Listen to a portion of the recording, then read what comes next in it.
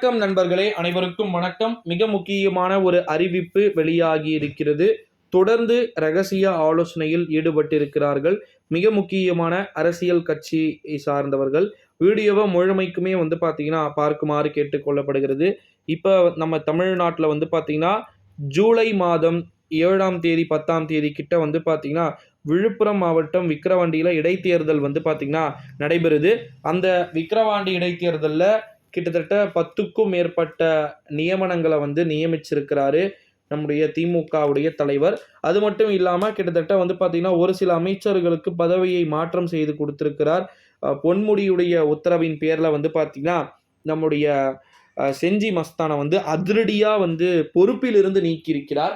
மாவட்ட செயலாளர் பொறுப்பிலிருந்து பார்த்தீங்கன்னா நீக்கி இருப்பதை நம்மளால பார்க்க முடிகிறது. இந்த ஒரு சூழ்நிலையில தான் கோபாலபுரத்தில் தொடர் ஆலோசனை அப்படின்றது நடந்துகிட்டு இருக்கு. தொடர்ந்து ஆலோசனைகள் நடைபெற்று இருக்கு.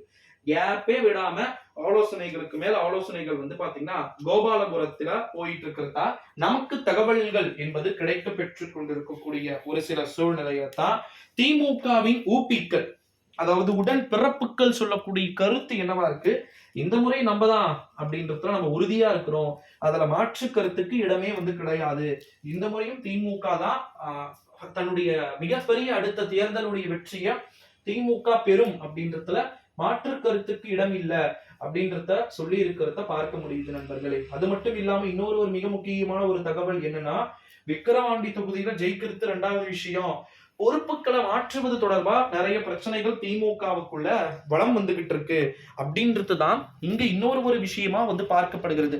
நேரம் நெருங்கியதா அப்படின்னு சொல்லிட்டு, ஏன்னா கிட்டத்தட்ட பாத்தீங்கன்னா பக்கத்து ஊர் விட்டார்கள் என்ன ஆனது அப்படின்னு சொல்லிட்டு கட்சி சார்ந்த செயல்பாடுகள் அங்க ஜெயிக்கணும் இங்க ஜெயிக்கணும் அப்படின்னு சொல்லிட்டு தொடர்ந்து பிரச்சனைகளுக்கு மேல பிரச்சனைகள் அப்படின்றது போயிட்டு இருக்கக்கூடிய ஒரு சில சூழ்நிலைகளை தான் நிச்சயமா கோபாலபுரத்துடைய வீட்டுல தொடர்ந்து ரகசிய ஆலோசனைகள் அப்படின்றது என்ன நடக்கும் அப்படின்றத நம்ம வெயிட் பண்ணி பார்க்க வேண்டிய ஒரு சில சூழல்கள் என்பது இருப்பதாகவே நான் தகவல்களை நினைக்கிறேன். ஸோ கோபாலபுரத்துடைய வீட்டில் தொடர்ந்து அடுத்தடுத்த ரகசிய ஆலோசனைகள் அப்படின்றது நடைபெறுமாயின் நிச்சயமா பல்வேறு விதமான மாற்றங்களை நோக்கிய நகர்வுகள் எடுக்க வாய்ப்பும் சாத்தியக்கூறுகளும் மிக அதிகமா இருக்கு அப்படின்னே சொல்லலாம் நண்பர்களே.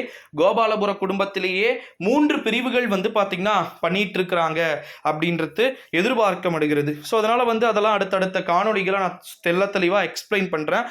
தொடர்ந்து அடுத்தடுத்த சந்திப்புகள் மாறி மாறி இருக்கலாம் அப்படின்னு சொல்லிட்டு எதிர்பார்க்கப்படுகிறது. ஸோ அந்த சந்திப்புகளை பற்றி நான் அடுத்தடுத்த அப்டேட்ஸ்ல உங்ககிட்ட சொல்றேன் நண்பர்களே. மறக்காம நம்ம சேனலை சப்ஸ்கிரைப் பண்ணிக்கோங்க.